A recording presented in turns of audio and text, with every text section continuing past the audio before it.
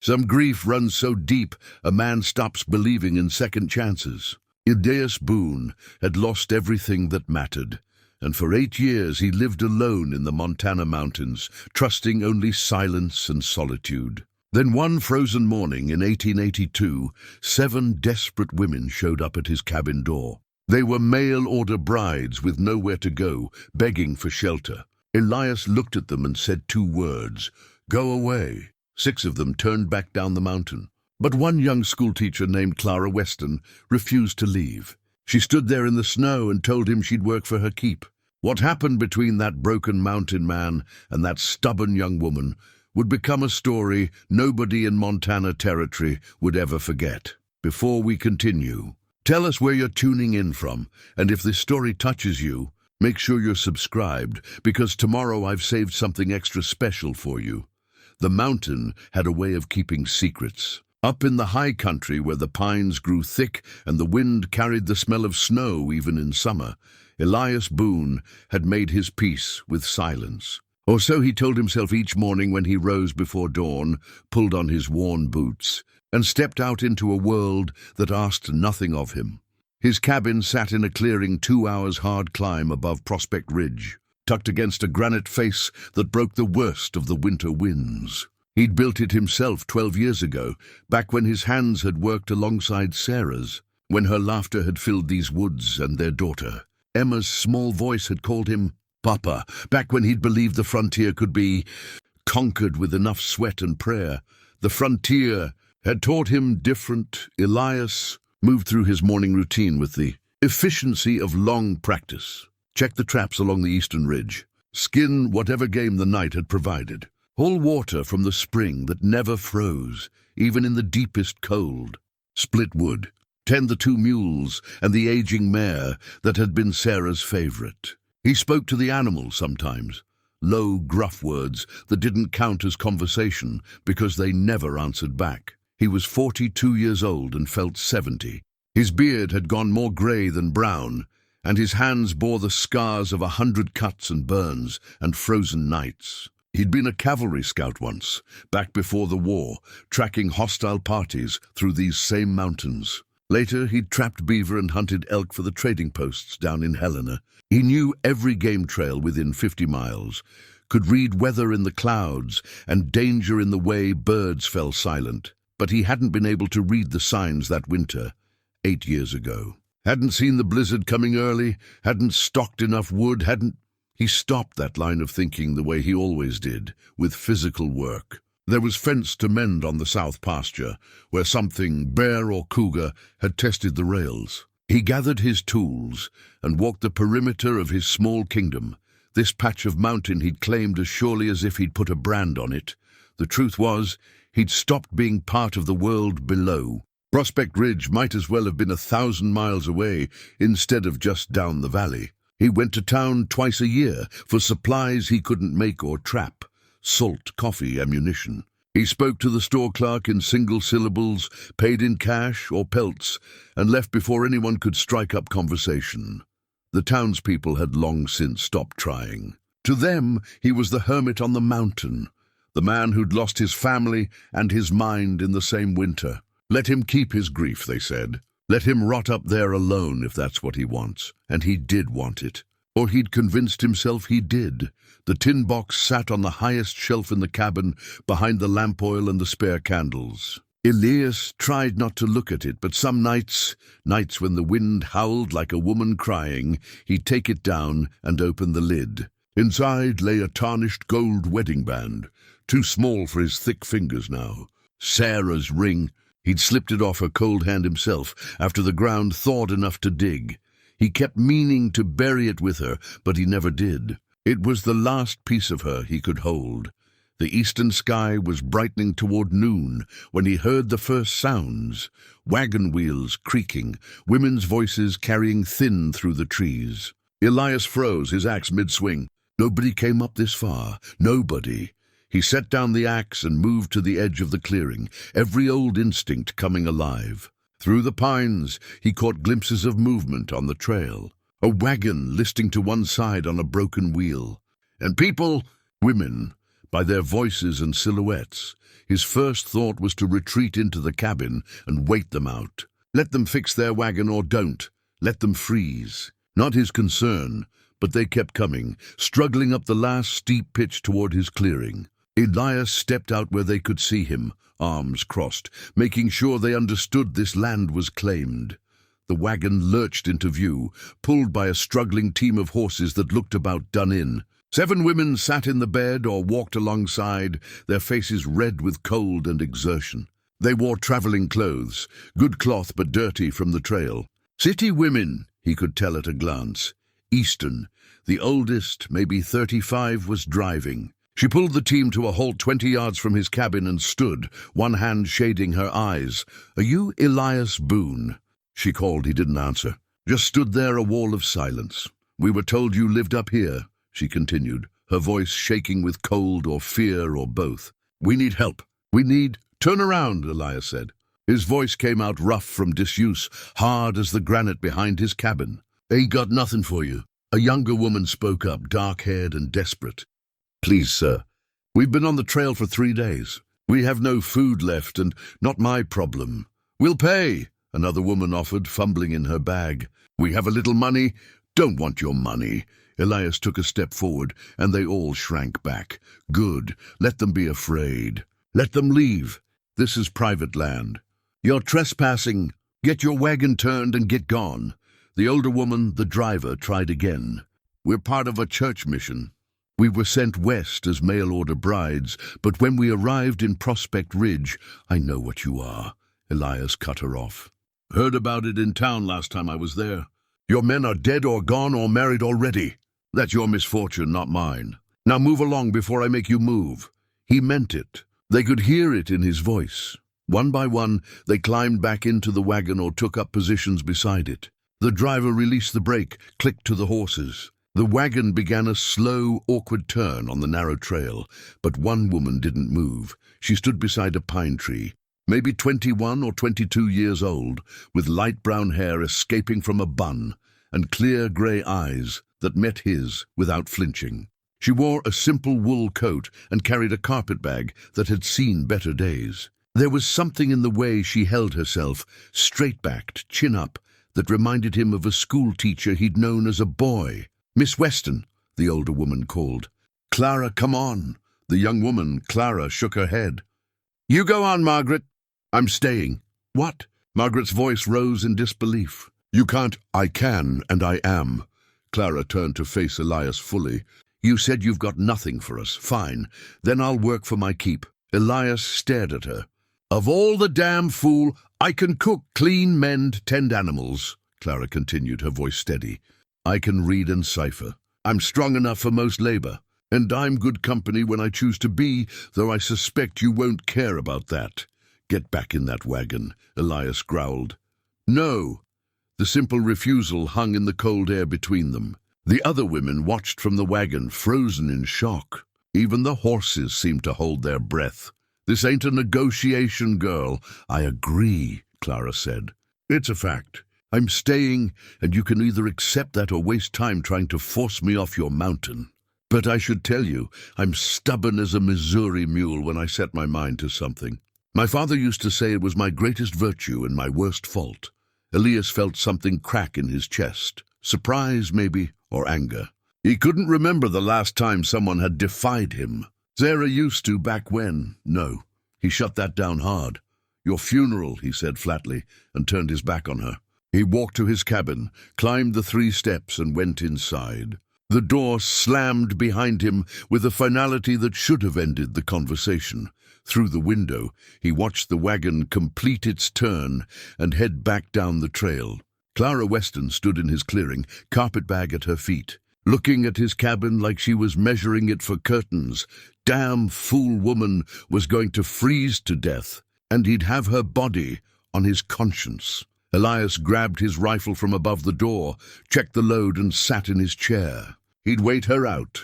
Come nightfall, when the temperature dropped and the wolves started singing, she'd change her mind. They always did. The mountain had a way of breaking the stubborn ones fastest.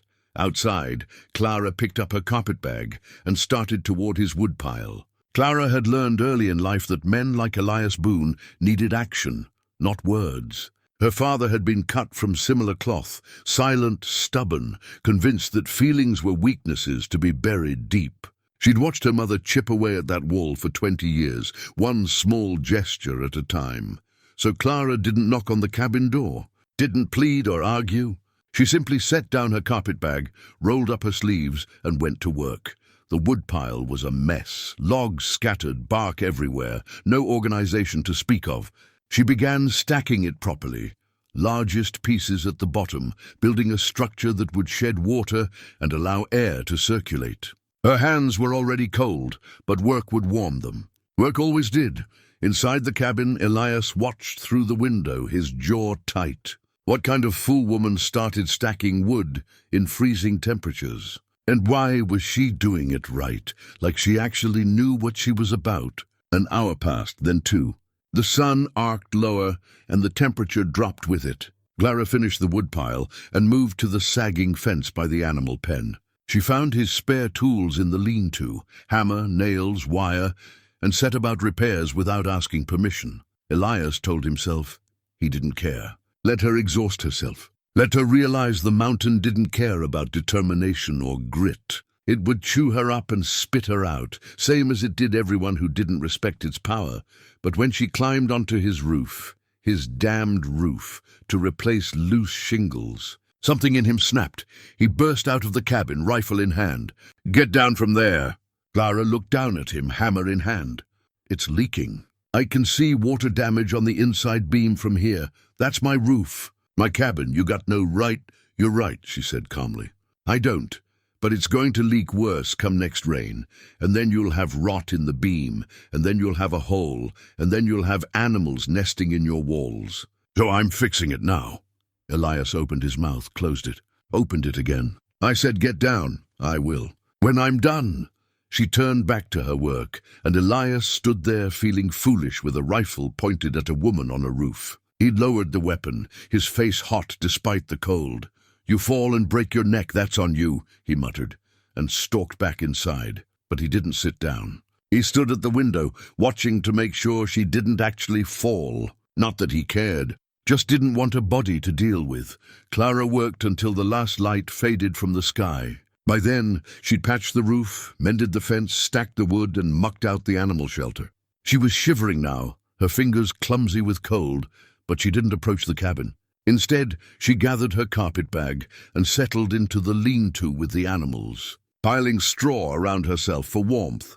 Elias saw this through the window and felt something uncomfortable twist in his gut. Guilt, maybe. Or the ghost of the man he used to be, the one who would never let a woman sleep in a barn while he had a roof and a fire. He tried to ignore it.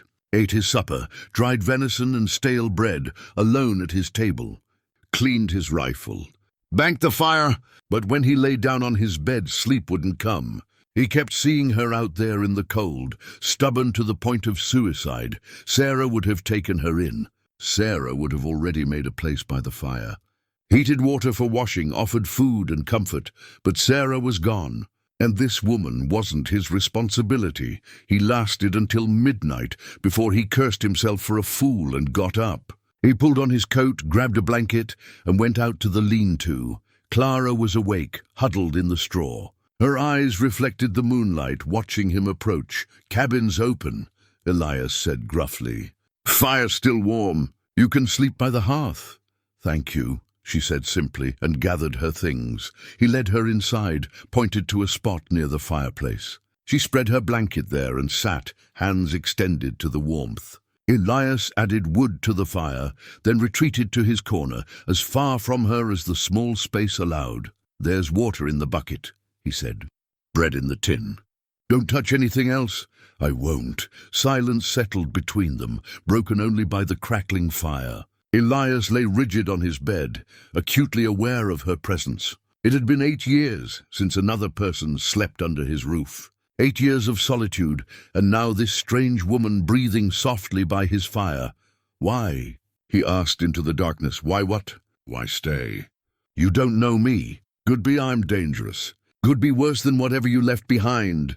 Clara was quiet for a moment. "I have nowhere else to go." The other women, they have each other. They'll find work in town or marry eventually. But me, I'm different. I don't fit the way they do. How so? I'm educated. I taught school back in Boston. Men out here don't want a wife who's smarter than them, who has opinions, who reads books. She said it matter-of-factly, without self-pity. And I don't want to marry someone I don't love just to have a roof. So when I saw your smoke, your cabin, your mountain, I thought maybe I could build something here. On my own terms, Elias grunted. This ain't the place for building anything. No. You built a cabin. In life, I built a prison, he said, and immediately regretted the honesty. But Clara didn't pry. She just said, then maybe we're both looking for a way out. Morning came cold and bright. Clara woke to find Elias already gone, but he'd left bread and dried meat on the table, more than he'd offered last night. She ate, washed her face with the icy water from the bucket, and began exploring the cabin properly. It was clear no woman had lived here in a long time.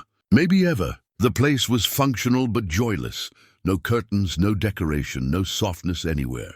Cooking pots hung clean but unused above the fireplace. Shelves held supplies but no mementos. It was a place for surviving, not living.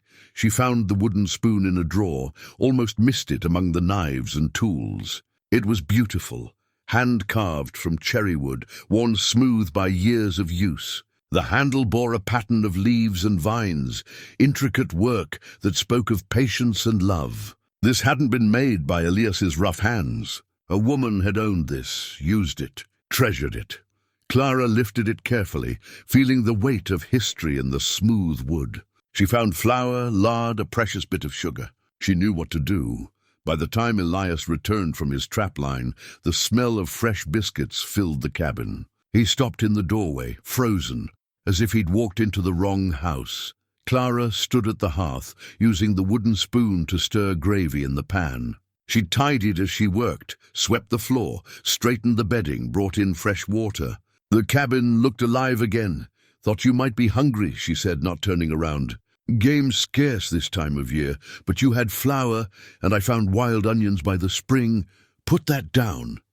His voice came out strangled. Clara turned, confused. Elias was staring at the spoon in her hand like she held a snake. Put it down. Now. She set it gently on the table, stepping back. I'm sorry. I didn't mean, don't touch that again. He crossed to the table, picked up the spoon with shaking hands. For a moment, Clara thought he might snap it in half. Instead, he cradled it against his chest, his eyes squeezed shut. That was my wife's, he said, voice barely a whisper.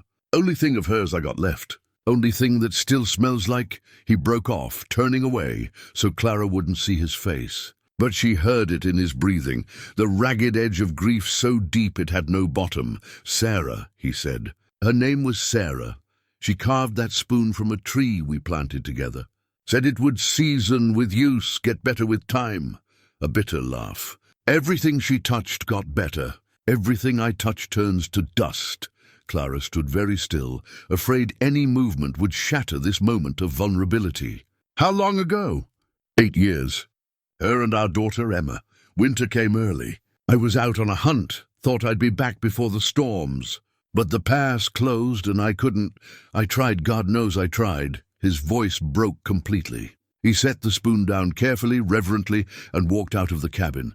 Clara watched him go, her heart aching. She understood now. This wasn't just a man who preferred solitude. This was a man drowning in guilt, convinced he didn't deserve comfort or companionship or joy. She looked at the spoon on the table, at the half-cooked meal, at the cabin that had briefly felt like a home.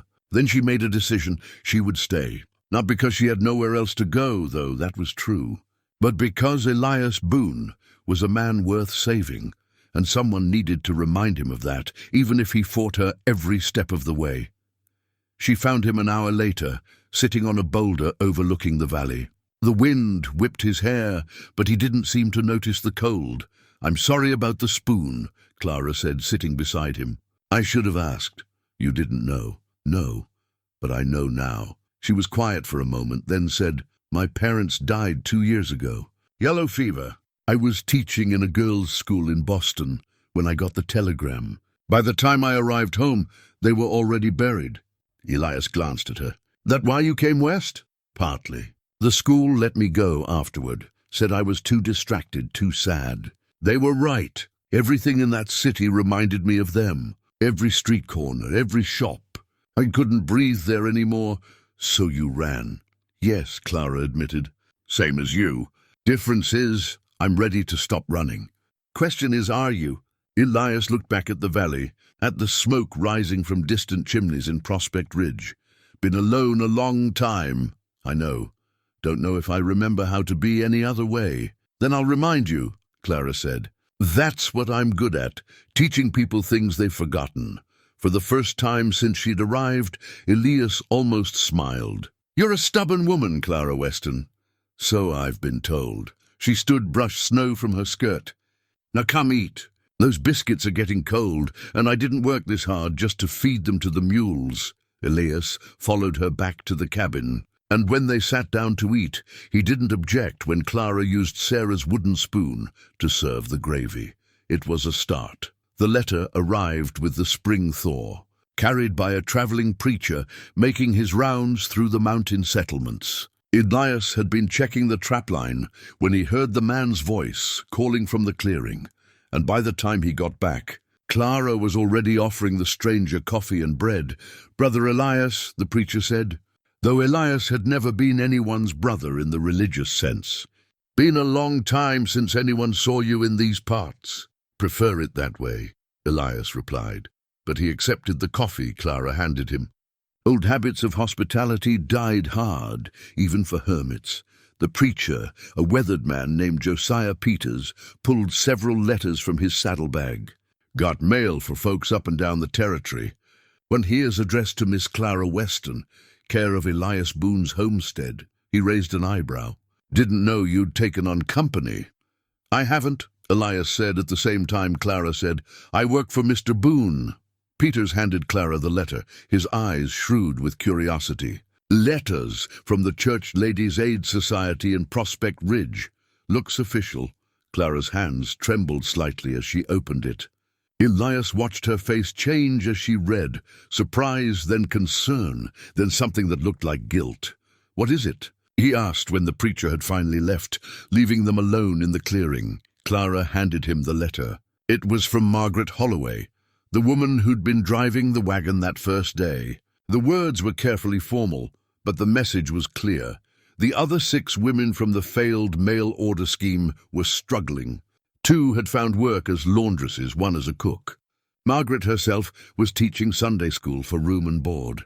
But 2 others were working in the Golden Nugget Saloon. Respectable work during the day, but the line between serving drinks and other services was thin and getting thinner. The last woman, a girl named Elizabeth, had left for California with a gambler, and no one had heard from her since. We managed after you stayed behind, Margaret wrote. But some nights I wonder if we made a mistake leaving you there, or if you made a mistake staying. The town talks, Clara. They say you're living in sin with the mountain man. I know it's not true, you're too good for that. But I worry about you, and I pray you're safe. The letter ended with an invitation. If you need shelter, if things aren't what you hoped, you can always come back. The church has a room for respectable women. You don't have to stay on that mountain. Elias read it twice, then handed it back to Clara. His face was carefully blank, the way it used to be before she'd learned to read his silences. She's worried about you, he said. I know. Town thinks you're living in sin. I know that too. Don't bother you? Clara folded the letter carefully. Should it? I know the truth. You know the truth. What does it matter what Prospect Ridge thinks? But it did matter, and they both knew it. Reputation was currency for a woman, especially an unmarried one in frontier territory. Once lost, it was nearly impossible to reclaim. The other women? Clara said quietly. Margaret says 2 of them are working at the Golden Nugget. I know what that is. Elias had seen plenty of saloon girls in his time. Some chose the work freely. Others had no choice at all. Not your responsibility, isn't it? I stayed here. I had shelter and safety while you worked for what you got. Elias cut her off. Same as they're doing. "World's not fair, Clara, never has been." But guilt had settled in Clara's eyes, and Elias recognized it. It was the same guilt he carried over Sarah and Emma, the survivor's burden of being alive while others suffered. That night, Clara barely touched her supper. She sat by the fire with Margaret's letter, reading it over and over. "You thinking of leaving?" Elias finally asked. "No, but I'm thinking we should help them." "How?" "Offer them shelter here.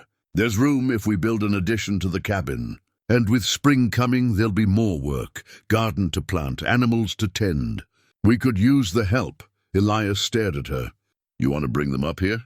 "All of them." "Not all, just the ones who need it. The ones who are struggling. This is my home, Clara, my mountain. I didn't ask for one woman, much less 6 more, I know. And I'm not asking you to take them in permanently, just until they find better situations. Just until—" "No." Elias stood abruptly. "I came up here to be alone." "You changed that, fine. But I'm not running a boarding house for desperate women, even if they're desperate because we turned them away." The accusation hung in the air between them. Elias felt his anger rise, but underneath it was something else, shame, because she was right. He'd sent those women away into the cold, and Clara had been the only one brave enough or foolish enough to stay. "That was your choice," he said. But the words rang hollow. "And this is yours," Clara replied. "You can choose to help, or you can choose to let them struggle. But don't pretend you don't have a choice." She went to her bedroll by the hearth, turning her back on him. Elias stood there, fists clenched, wrestling with feelings he'd tried to bury for 8 years. The next morning, he left before dawn without saying goodbye. He stayed out all day, checking traps that didn't need checking, hunting game they didn't need, avoiding the cabin and the woman who'd made him feel things he didn't want to feel. When he finally returned at dusk, Clara was outside, splitting wood. She'd taken off her coat despite the cold, working with fierce determination. She didn't look up when he approached. "How many?" he asked. Clara stopped, axe mid-swing. "What? How many women need help?" "Not all 6, you said." "So how many?" She set down the axe carefully. "Margaret thinks 3. The 2 at the Golden Nugget, and a girl named Sarah." She stopped, winced. "Sorry, a girl named Ruth who's sleeping in the church storeroom. 3 more women. In his cabin. On his mountain." The thought made Elias's chest tight with panic, but he looked at Clara, at the hope dawning in her eyes, at the strength in her shoulders, at the way she'd brought his dead home back to life, and he found himself nodding. "We'll need more beds," he said, "and a bigger garden. Can't feed 5 people on what I'm bringing in now." Clara's face transformed with joy. She moved toward him like she might hug him, then caught herself. But her smile was worth more than any embrace. "Thank you," she said. "This means everything." "Don't thank me yet," Elias muttered. "We got a lot of work ahead, and no guarantee this won't be a disaster." But as they walked back to the cabin together, making plans for the addition and the supplies they'd need, Elias felt something shift inside him. He was stepping back into the world, accepting responsibility for others, building something beyond mere survival. It terrified him. But Clara walked beside him, her presence steady and sure, and for the first time in 8 years. Elias thought maybe he could do this. Maybe he could be more than the broken man on the mountain. Maybe he could be someone who helped instead of hid. That night, Clara wrote back to Margaret, "Tell the women they have a place here if they want it. No questions asked, no judgment. Just work and shelter and a chance to start over. We leave for town in 3 days to bring back supplies. We'll bring them back with us if they're willing." She showed the letter to Elias before sealing it. He read it, then nodded once, his version of approval. "You're sure about this?" Clara asked. Elias looked at the cabin, at the mountains, at the woman who'd refused to leave when he told her to go. "No," he admitted, "but I'm sure about you. And if you say this is right, then I'm willing to try." It wasn't a declaration of love, but coming from Elias Boone, it was close enough.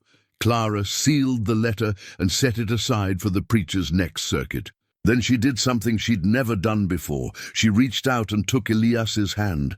He didn't pull away. They stood there in the firelight, fingers intertwined. and made a silent promise to face whatever came next together. The mountain was about to get a lot less lonely. The journey down to Prospect Ridge took most of a day. Elias and Clara loaded the wagon with furs and carved goods to trade. Elias's work from the winter, things he'd made more from habit than intention. The morning was crisp and clear, and as they descended the mountain trail, Elias grew quieter with each mile. "You haven't been to town in how long?" Clara asked. 6 months, maybe more. He kept his eyes on the trail, guiding the mules with practiced ease. "Don't care for it much, the town or the people. Both too many questions. Too much concern that ain't really concern, just curiosity dressed up nice." Clara understood. Small towns fed on gossip, the way fires fed on kindling. And Elias Boone, the hermit who'd lost his family and lost his mind, was prime material for speculation. As they approached the outskirts, she said, "Let me do the talking. I'll handle Margaret and the women. You just focus on the supplies." Elias nodded, grateful. They made their way down the main street, and Clara felt eyes on them from every window and doorway. She kept her head high, her hand visible on the wagon seat, clearly separated from Elias. Propriety maintained even in proximity. At the general store, the owner, a man named Porter, greeted Elias with wary politeness. "Boone, been a while. Need supplies," Elias said, handing over his list. "Can you fill this?"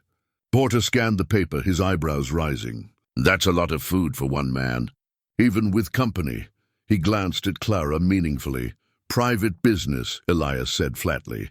While Porter gathered the supplies, Clara excused herself to find Margaret. She found her at the church, sweeping the steps, looking thinner than Clara remembered. "Clara!" Margaret's face lit up, then clouded with concern. "Your letter, are you serious? Mr. Boone agreed to shelter us?" "He did. We're building an addition to the cabin. There's room for you and whoever needs it." Margaret set down her broom. "The talk in town, Clara. They say you're his—" "I know what they say.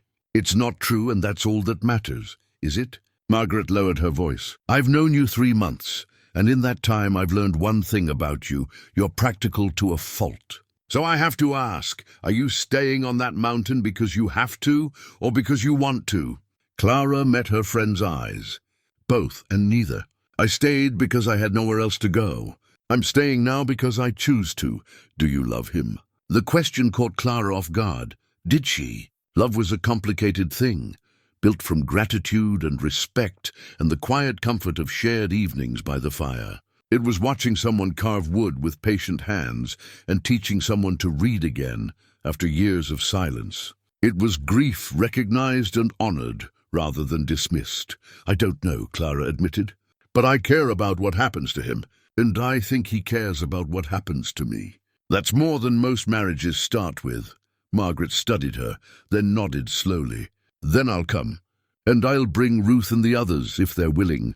They found Ruth in the church storeroom, as Margaret had said, sleeping on a pile of burlap sacks. She was younger than Clara had expected, maybe 19, with dark circles under her eyes and a wary look that spoke of hard lessons learned. "A place on the mountain?" Ruth asked when Clara explained. "What's the catch?" "Work," Clara said honestly. "It's not easy living up there, but it's honest work, and you'll have shelter and food and safety. No one will bother you. No one will expect anything except your share of the labor. And the mountain man? Mr. Boone. He's gruff and he's grieving, but he's not cruel. He won't harm you." Ruth looked at Margaret, who nodded confirmation. "I've never been afraid of work," Ruth said quietly. "Just tired of men thinking I owe them more than labor." They found the other 2 women, Anne and Catherine, at the Golden Nugget. Anne was serving drinks in the main room, her dress cut lower than modesty allowed. Catherine was upstairs, and when she came down her eyes were hard and her smile harder. "Charity," Catherine said when Margaret explained. "That's what you're offering, no thanks. I've had enough charity to last me." "It's not charity," Clara said. "It's work in exchange for shelter. Same as what you're doing here, but safer, cleaner." "You don't know anything about what I do here," Catherine snapped. Then her facade cracked slightly. "Do you?" "No," Clara admitted. "But I know what it costs to do work that hurts your soul. And I'm offering you an alternative if you want it." Anne touched Catherine's arm. "I want to go, Cat. I can't do this anymore." For a moment, Clara thought Catherine would refuse out of pure pride. Then she saw the older woman's shoulders sag, the weariness that went deeper than physical exhaustion. "What time do we leave?" Catherine asked. They gathered at the general store as the sun started its descent. 5 women now, Clara, Margaret, Ruth, Anne, and Catherine, loading into the wagon with the supplies. Elias had watched the proceedings silently, his face unreadable, as they prepared to leave. The marshal approached, a broad man named Garrett with eyes that missed nothing. "Heard you're taking these ladies up to your place." "Boone," he said. "That's right. Town's going to talk. Let them." Garrett studied the group. "You planning to start some kind of commune up there? 1 man and 5 women?" Clara stepped forward before Elias could respond. "We're establishing a cooperative homestead, Marshal. Several people working together to build a sustainable life. It's perfectly legal and perfectly moral. That your story?" "It's the truth," Clara said firmly. "And unless you have legal grounds to stop us, we'll be leaving now." Garrett looked like he wanted to argue, but he had no grounds. He stepped back, tipping his hat. "Safe travels, then. But mark my words, trouble finds situations like this. You'd best be prepared for it." As they pulled away from town, the wagon heavy with supplies and hope, and 5 women who had nowhere else to go, Elias said quietly to Clara, "He's right, you know. This will bring trouble." "I know," Clara said, "but some things are worth the trouble." She felt Elias's hand brush against hers on the wagon seat. An accident or intention, she couldn't tell. But she didn't move away, and neither did he. Behind them, the women began to talk quietly among themselves, sharing stories and fears and tentative hopes. And ahead, the mountain rose against the darkening sky, no longer a place of exile, but of possibility. They traveled through the evening, making camp once before completing the journey the next morning. When they finally crested the last rise and the cabin came into view, Ruth gasped. "It's beautiful," she said. "I expected something rough, but this—" "Wait until you see the sunrise," Clara said. "That's when the mountain truly shows itself." As they unloaded the wagon, Elias pulling down supplies, while the women arranged themselves uncertainly in the clearing. Clara saw him pause and look at what they'd created, this unlikely household, this refuge for the unwanted. His eyes met hers across the wagon bed, and she saw fear there, yes, but also something else. Determination, maybe, or the first stirrings of purpose beyond survival. "We'll make this work," she said, though she wasn't sure if she was reassuring him or herself. Elias nodded once. Then he picked up an armload of supplies and headed for the cabin, 5 women following in his wake like ducklings after a particularly grumpy drake. Clara smiled despite her exhaustion. This was going to be interesting. The addition to the cabin took 3 weeks to build. Elias worked from dawn to dusk, with the women helping where they could, holding boards, passing tools, learning construction as they went. The structure slowly took shape, a long room with bunks against one wall, a stove for heat, windows facing east to catch the morning light. It wasn't fancy, but it was solid, safe, and slowly the women began to believe in it. Margaret proved to have a gift for organization, creating work schedules and meal rotations. Ruth took to the animals like she'd been born to it, gentling the mules with patient hands, and discovered she could garden, coaxing early vegetables from the rocky soil. And Catherine, after a few days of sullen silence, revealed she could sew better than anyone Clara had ever seen, mending their worn clothes with tiny, perfect stitches. They were building something. A community, a family of the lost and the searching. Elias watched it happen with the wariness of a man who'd learned not to trust good things. But Clara noticed he no longer retreated to the woods when the women's voices grew loud with laughter. He'd linger at the edge of their circle, listening, almost smiling. One evening, a month after the women's arrival, Clara found him on the porch, smoking his pipe and watching the stars emerge. "You did a good thing," she said, sitting beside him. "Giving them shelter." "You did a good thing," he corrected. "I just provided the space. You provided more than that. You gave them hope that not all men are cruel." Elias was quiet for a moment. I've been meaning to tell you something, he said finally, about why I really came to this mountain. Why I stayed. Clara waited, sensing this was important. I told you I lost Sarah and Emma in a winter storm. That's true. What I didn't tell you is that I was cavalry when it happened. Had orders to scout ahead of a unit moving through hostile territory. But Sarah sent word that Emma was sick, and He stopped, pulled on his pipe. I deserted, left my post to try to get home. Clara's breath caught, but she said nothing. Took me 2 weeks to fight through the blizzard, Elias continued. By the time I reached the cabin, they were gone. And by the time I thought about returning to my unit, I was already branded a deserter. Had a price on my head. Still do, technically. How much? $500. Dead or alive, though they'd prefer alive. Want to make an example. Clara absorbed this information carefully. Is that why you avoid town? Why you're so careful about being seen? Part of it. Most folks in Prospect Ridge don't know about the desertion. It happened far enough east that news travels slow. But military types pass through sometimes. Marshals, people who might recognize me from wanted posters. Have you seen a poster? Elias nodded slowly. Found one in town about 4 years back. Nailed to the post office wall. My face drawn from an old daguerreotype, my name, my crimes. Standing there in broad daylight, looking at my own wanted poster, that was a strange feeling. What did you do? Took it down, burned it. Figured one less poster in the world couldn't hurt. He looked at Clara. You understand what I'm telling you? You've been living with a wanted man. If the army ever found me, you'd be considered an accomplice. All these women would. Clara thought about this, about the implications and the danger. Then she said, why are you telling me now? Because I found this. He reached into his pocket and pulled out a folded paper worn from handling. It was a wanted poster, newer than the one he'd described, with his face rendered in sharp detail. Was in the general store the day we picked up the women, hidden under other notices, but I saw it. Someone's looking for me, Clara, and now I've made us all targets. She took the poster, studied the harsh lines of his face as an artist had imagined them. The reward had increased to $700. We should take this to the women, Clara said. They have a right to know. I plan to. Tomorrow. Wanted you to know first in case you... He stopped. In case you want to leave. I'd understand.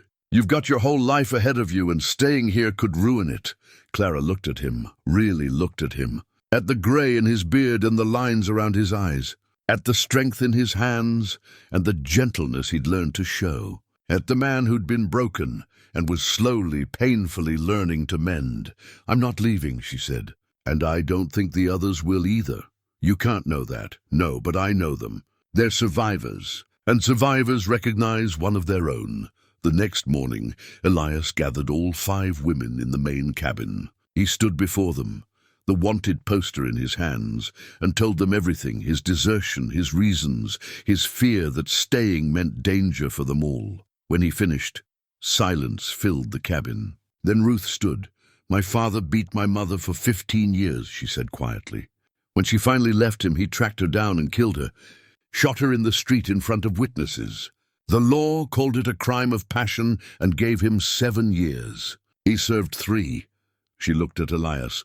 You left your post to try to save your family. I don't see a crime there. I see a man who loved more than he feared. Anne spoke next. The man who brought me west as a mail-order bride. He had a wife already. 3 wives, actually, scattered across 2 territories. He collected the bride payments and disappeared. Left all of us stranded. She shook her head. The law didn't care about that. But you care that we have shelter. That matters more than any poster, Catherine was blunt. I've done things that would get me hanged if anyone knew. We all have. Far as I'm concerned, you're no different than the rest of us, just trying to survive a world that doesn't give a damn. Margaret, practical as always, asked, what's the real risk? How likely is it someone will find you here? Low, Elias admitted, but not 0. Military sends scouts through occasionally. And bounty hunters, they're persistent. Then we'll be careful, Margaret said. We'll watch the trails, keep an eye out for strangers. We're all good at being invisible when we need to be. Clara had stayed quiet through all of this, but now she spoke. Elias is offering us a choice. We can stay knowing the risk, or we can leave with his help. He'll give us supplies, money, whatever we need to start somewhere else. No judgment either way. The women looked at each other. Some silent conversation passed between them, the kind women have when they've survived together. "I'm staying," Ruth said. "Me too," Anne added. Catherine shrugged. "Hell, I've got nowhere better to be," Margaret nodded. "We stay together. We're stronger that way." Clara felt her throat tighten with emotion. She looked at Elias and saw his eyes shine with something she'd never seen there before, gratitude mixed with disbelief. "Thank you," he said, voice rough. "All of you. I won't let you down." "See that you don't," Catherine said, but there was warmth under the gruffness. That evening they burned the wanted poster in the fire. Watch the paper curl and blacken, Elias's face disappearing into ash and smoke. "That's that then," Margaret said. "We're outlaws now, all of us." "Outlaws building a home," Ruth corrected. "Sounds like a story worth telling someday." After the others had gone to bed, Clara and Elias sat by the dying fire. He reached into his pocket and pulled out something wrapped in cloth, Sarah's shawl, the one Clara had seen him pack away in the trunk. "I want you to have this," he said, offering it to her. Clara's hands trembled as she took it. The shawl was beautiful. Hand-woven wool, dyed deep blue, soft despite its age. "Elias, I can't. This was Sarah's." "I know. And she'd want someone to use it, not have it locked away like a relic." He met Clara's eyes. "I've been holding on to the past so tight I couldn't see the present. But you taught me different. You taught me that moving forward doesn't mean forgetting. It means carrying what matters and leaving behind what doesn't." Clara wrapped the shawl around her shoulders. It smelled faintly of cedar from the trunk, but as she pulled it close, it began to smell like her, like the cabin, the mountain, the life they were building. "Thank you," she whispered. Elias reached out slowly, giving her time to pull away. When she didn't, he cupped her face in his calloused hand. "You saved my life, Clara Weston. Didn't even know you were doing it, but you did. We saved each other," she said, and then finally he kissed her. It was gentle and tentative, the kiss of a man who'd forgotten how to be tender and was remembering. Clara's hands came up to his chest, feeling the steady beat of his heart under her palms. When they pulled apart, both were breathing hard. "I love you," Elias said, the words rough but certain. "Don't know when it happened, don't know how, but I do." "I love you too," Clara replied. "And I'm not afraid of what comes next. We'll face it together." Outside, the mountain wind sang through the pines, and inside the cabin, two broken people held each other, no longer alone, no longer just surviving. They were living again, and it felt like coming home. Spring gave way to early summer, and the homestead flourished. The garden produced more than they could eat, so Margaret organized preserving parties, canning vegetables, drying herbs, smoking meat. Ruth trained two of the mules to pull a plow, turning rocky soil into productive fields, and discovered a talent for cheese-making, and Catherine's sewing skills meant they all had sturdy clothes for the first time in months. But it was Clara and Elias who held everything together. They worked side by side, their partnership now openly acknowledged, and the other women teased them gently about the way they looked at each other when they thought no one was watching. "When's the wedding?" Catherine asked one morning, blunt as always. Elias had looked at Clara, colour rising in his weathered cheeks. "Haven't asked yet." "Well, get on with it then," Catherine said. "We could use a celebration around here." But before Elias could ask, trouble arrived on a hot July afternoon. Ruth saw them first, 3 riders coming up the trail, moving slow and careful, like men who knew they were entering unfamiliar territory. She ran to find Elias, who was repairing fence in the south pasture. "Riders," she gasped. 3 of them armed! Elias's face went hard. He dropped his tools and moved quickly back toward the cabin, Ruth following. Clara met them halfway, already holding his rifle. "I saw them from the window," she said. "They stopped at the tree line, like they're deciding whether to approach." "Everyone inside," Elias ordered. Now, the women obeyed without question, years of survival instinct kicking in. Elias positioned them away from the windows, then took up his own position by the door, rifle ready. "Who do you think they are?" Margaret asked. Could be bounty hunters. Could be deserters themselves looking for shelter. Could be worse. Elias checked his ammunition. Clara, my cavalry rifle is in the trunk. Load it. Clara moved quickly, retrieving the weapon she'd never seen him use. It was heavier than his hunting rifle, military issue, perfectly maintained despite years of storage. As she loaded it, she noticed initials carved into the stock, EB and SB, intertwined. Elias and Sarah. The riders emerged from the trees, hands visible and empty of weapons, though Clara could see gun belts at their hips. The leader was a lean man with a marshal's badge catching the sunlight. That's Garrett, Margaret whispered. The marshal from Prospect Ridge, Elias cursed under his breath. Stay back, he told the women, and stepped out onto the porch, alone. Garrett reined in his horse 20 feet from the cabin. His two companions, deputies by their bearing, flanked him, hands near their weapons but not on them. Mr. Boone, Garrett called. We need to talk. You're on private land, Marshal. State your business or move along. My business is the law. Garrett pulled a paper from his coat, a wanted poster Clara could see even from the window. Got this 3 days ago. Federal courier brought it special delivery. Someone's been asking questions about you, Boone. Someone with authority and money. Elias's grip tightened on his rifle. I've broken no local laws. Maybe not. But desertion from the U.S. cavalry? That's federal. And I'm obligated to bring you in.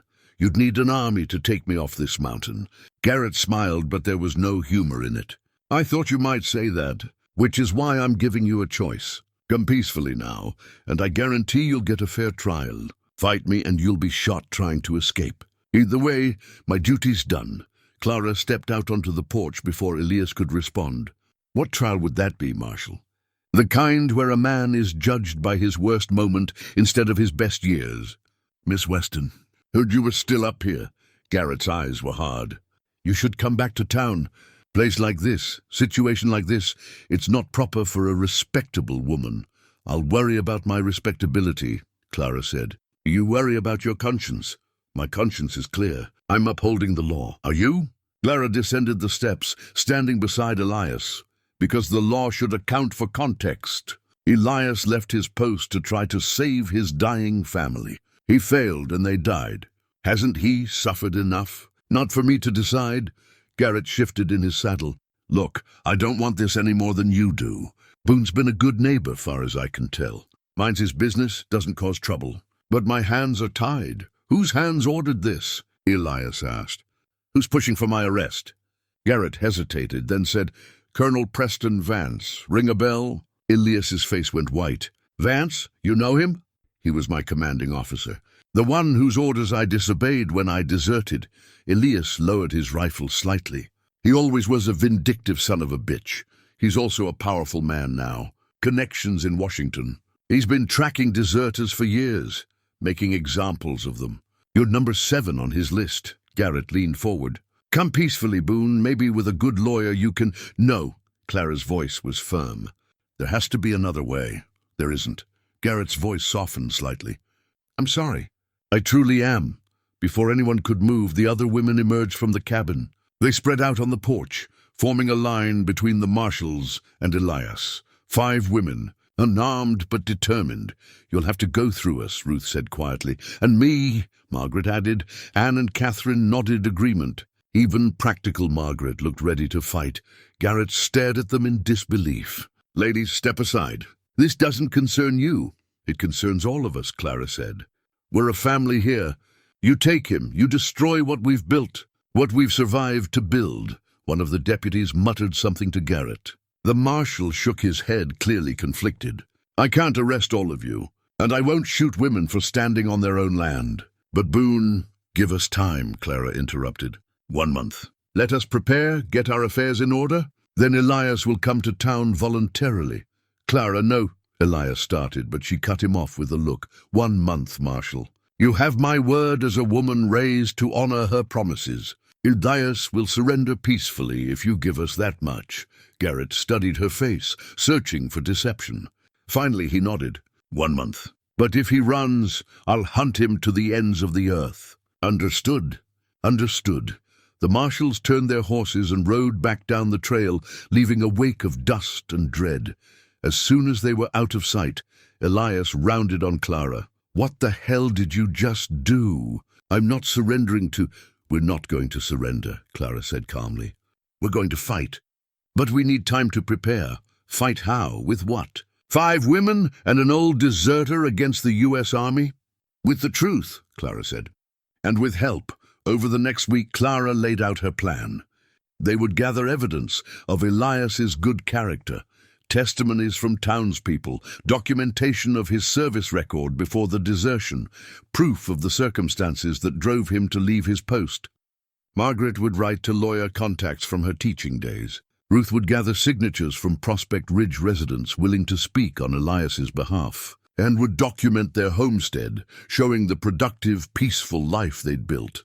Catherine, practical as ever, said, "And if all that fails, then we run," Clara said simply. "All of us together." "Where would we go?" Ruth asked. "Canada, California, Mexico, somewhere the Army's reach doesn't extend." Clara looked at each woman in turn. "But that's last resort. First we try to win this legally." Elias listened to all of this with growing amazement. "You'd all run with me? Give up everything you've built?" "What we've built is each other," Margaret said. "The place doesn't matter if the people are gone." That night, after the others had gone to bed, Clara found Elias on the porch, his usual spot for thinking. She sat beside him, wrapped in Sarah's shawl against the night chill. "You shouldn't have promised them I'd surrender," Elias said, but there was no anger in his voice. "Just resignation. I promised you'd come to town." "I never said you'd stay." Clara took his hand. "We're going to fight this, Elias, and we're going to win." "How can you be so sure?" "Because I've seen what you're capable of when you believe in something. You survived 8 years of grief that would have killed most men. You opened your home to strangers when every instinct told you to stay closed off. You taught me to be strong, and now I'm going to teach you to hope." Elias pulled her close, and she rested her head on his shoulder. They sat like that for a long time, watching stars wheel overhead, both thinking about the fight ahead. "If this goes bad," Elias said quietly, "if they take me anyway, they won't. But if they do, I need you to know something." He turned to face her. "These months with you, with all of you, they've been the best of my life, better than I deserved. You gave me back my humanity, Clara. No matter what happens, that's not something anyone can take away." Clara kissed him then, pouring all her fear and love and determination into it. When they broke apart, she said, "Then let's make sure you keep your humanity and your freedom. Starting tomorrow, we go to work." And they did. The next 4 weeks were a flurry of activity. Clara rode to Prospect Ridge 3 times, gathering testimonies and support. Margaret wrote letters to every legal contact she'd ever known. Ruth and Anne documented everything about the homestead, creating a record of the productive, peaceful life they'd built. Catherine, in a surprising turn, revealed she'd once worked as a clerk in a law office. She drafted a defense brief that was clear, compelling, and damning in its indictment of Colonel Vance's vendetta. On the 28th day, a rider arrived, not from Prospect Ridge, but from Helena, the territorial governor's office. The letter he carried changed everything. Clara read it aloud to the assembled household. To Elias Boone, regarding desertion charges from 1874, after review of evidence submitted on your behalf and consultation with military authorities, this office has determined that exceptional circumstances warrant reconsideration of your case. You are hereby summoned to appear before a clemency board in Helena on August 15th. Failure to appear will result in immediate reinstatement of arrest warrant. Silence fell over the cabin. "A clemency board," Margaret said slowly. That's a chance. "A real chance. It's a trap," Elias said. "Vance pulling strings to get me out in the open where his men can—" "It's hope," Clara interrupted. "It's everything we've been working for." Elias looked at the faces around him, these women who'd risked everything for a broken man they barely knew. And he saw something he hadn't seen in 8 years. He saw a future worth fighting for. The hour stretched like years. Clara kept her hand in Elias's, feeling the tension in his grip, the way his jaw clenched and unclenched as he wrestled with hope and dread. Margaret paced the hallway, her usual composure cracking under the weight of waiting. When the bailiff finally called them back, Clara's heart hammered so hard she thought everyone could hear it. They filed back into the hearing room, taking their seats as the board reassembled. Vance sat rigid in the front row, his face a mask of barely controlled fury. Judge Harrison cleared his throat, papers arranged precisely before him. This board has carefully considered all evidence and testimony presented. Mr. Boone, please stand. Elias rose, swaying slightly. Clara wanted to stand with him, but forced herself to remain seated. This moment was his alone. The facts are not in dispute, Harrison continued. You did desert your post. You did disobey direct orders. Under military law, this constitutes a serious crime, however. He paused, and Clara felt her breath catch. This board recognizes that circumstances matter, that context informs judgment, and that the purpose of law is not merely punishment but justice. Vance leaned forward, his hands gripping the rail in front of him. After reviewing your service record, the testimony of 37 citizens, and the evidence of your life these past years, this board finds that your desertion, while technically criminal, was motivated by circumstances that would test any man's loyalty, the choice between duty and family in a life-or-death situation. This is outrageous, Vance started, but Captain Mills cut him off with a sharp gesture. Let him finish, Colonel, Harrison continued. Furthermore, we find that you have already suffered punishment far exceeding what a court might impose. The loss of your family, 8 years of self-imposed exile, and the constant threat of arrest. The law may demand justice, but it need not demand vengeance. Clara's vision blurred with tears. She gripped the edge of the bench, afraid to hope. Therefore, by unanimous decision of this clemency board, your desertion charge is hereby dismissed with prejudice. All outstanding warrants are vacated. You are free to return to your life without fear of prosecution. The words hung in the air, impossible and real all at once. Elias stood frozen, as if moving might shatter the moment. This is a travesty. Vance was on his feet, his face purple with rage. You're rewarding desertion, setting a precedent that will— Colonel Vance, Judge Harrison's voice turned cold. This board's decision is final. However, I feel compelled to add something to the record. He shuffled through his papers, pulled out a document. We received a letter from a Sergeant James Cooper, who served in your unit during the time of Mr. Boone's desertion. In it, he states that you denied Mr. Boone's request for emergency leave despite being informed of his family's dire circumstances. He further states that you did so not for tactical reasons, but because you, quote, didn't believe personal matters should interfere with military duty, regardless of the stakes. Vance's face went from purple to white. Is this true, Colonel? Captain Mills asked. That's a distortion of— Is it true that Mr. Boone requested leave and you denied it? Vance's silence was answer enough. Harrison's expression hardened. Then this board finds that while Mr. Boone's desertion was wrong, you bear responsibility for creating the circumstances that led to it. Your pursuit of this case appears motivated not by justice, but by personal vendetta. This hearing is concluded.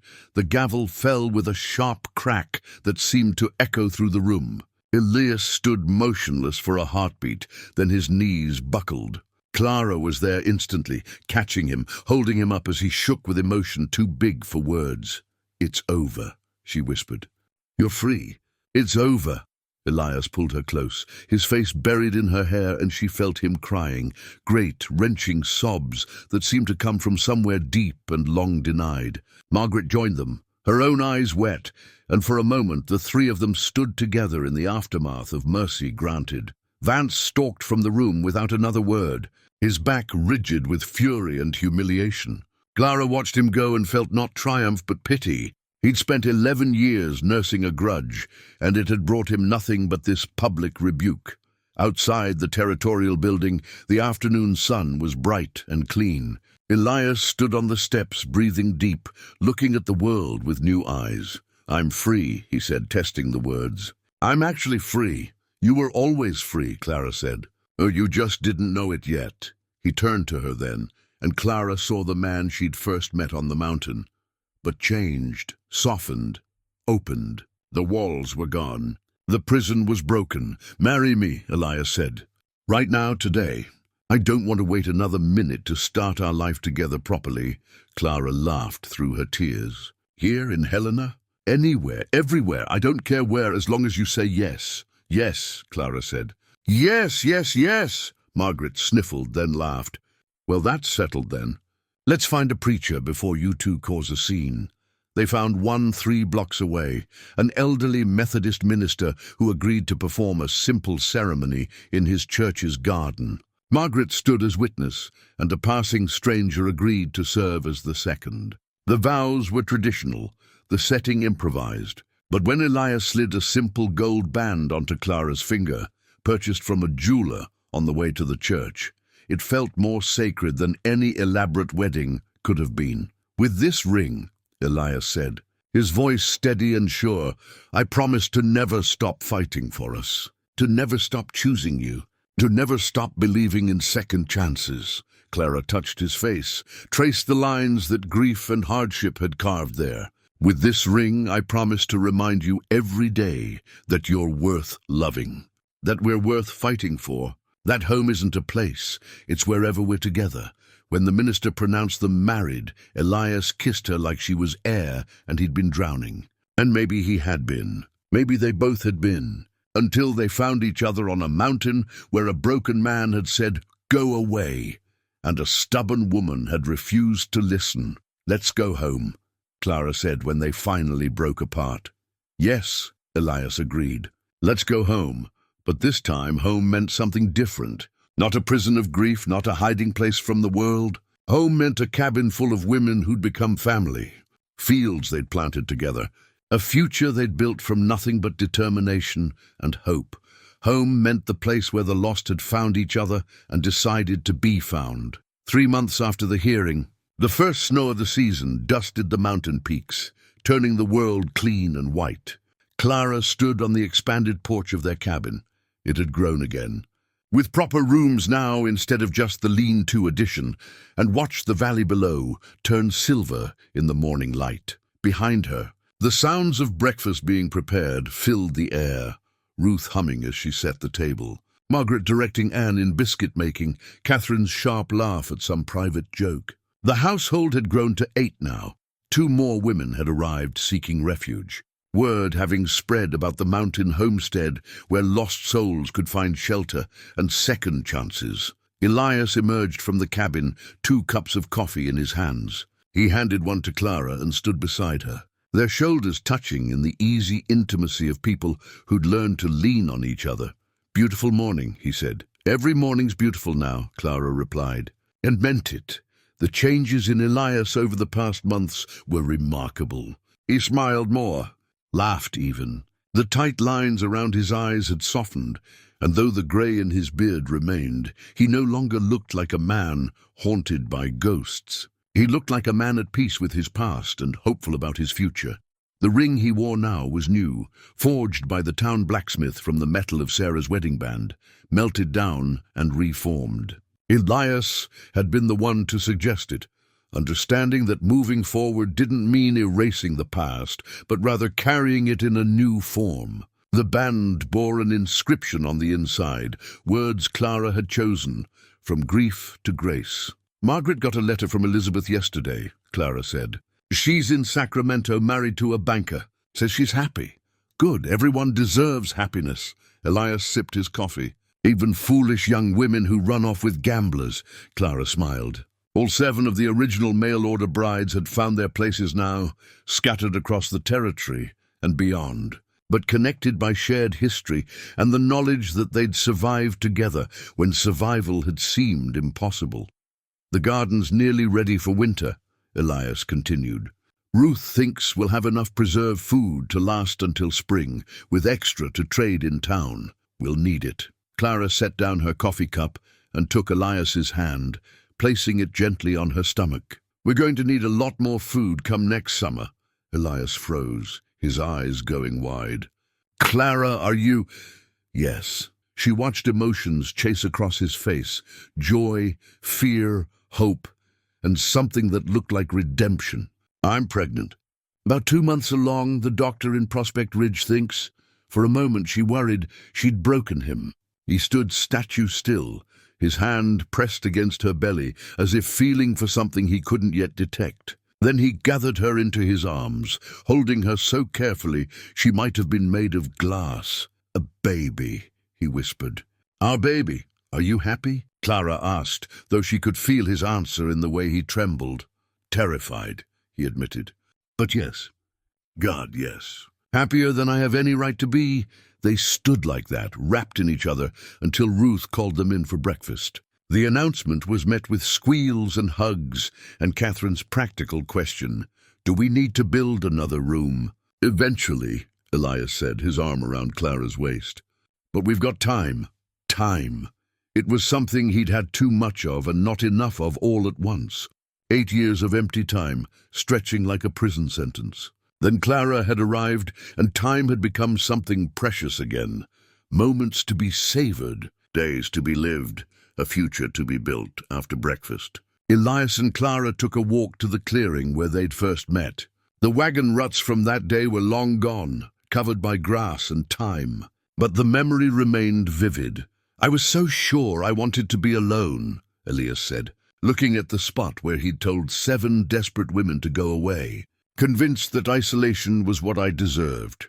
And now I know that isolation wasn't punishment. It was just another kind of death." He pulled Clara close. "You gave me my life back. You and all the others. You showed me that family isn't just blood. It's the people who choose to stand with you when standing alone would be easier." Clara leaned into him, breathing in the scent of pine and wood smoke and coffee that always clung to his clothes. "You gave me a home. A real one. Not just shelter, but belonging."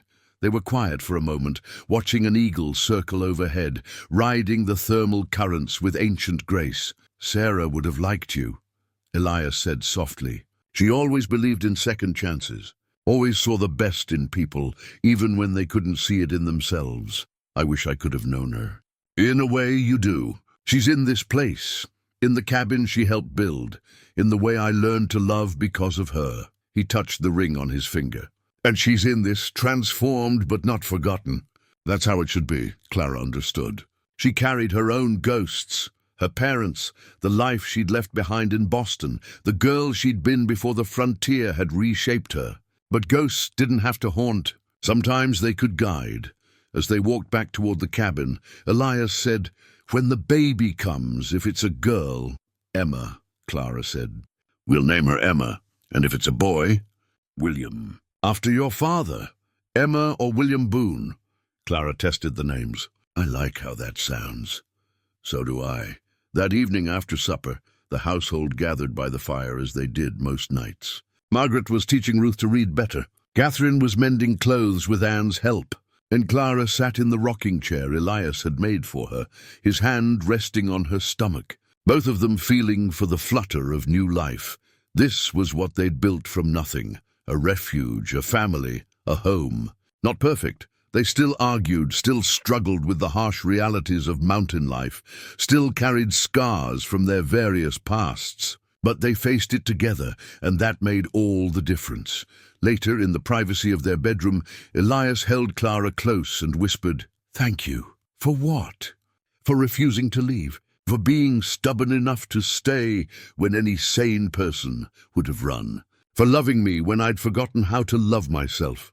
Clara kissed him softly. "Thank you for letting me stay. For teaching me that strength isn't the same as hardness. For showing me that broken things can be mended if you're patient enough."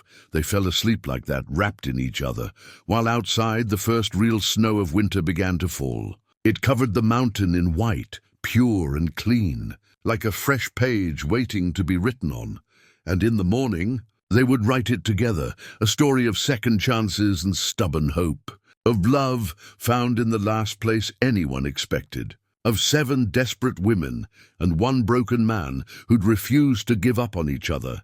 The mountain had kept its secrets for so long, but now it held something better, a family, a future, and the promise that even the hardest hearts could thaw when they found the right warmth. Clara had stayed when Elias told her to go away, and in staying she'd changed everything, not just for him, but for all of them. It was enough. More than enough, it was home.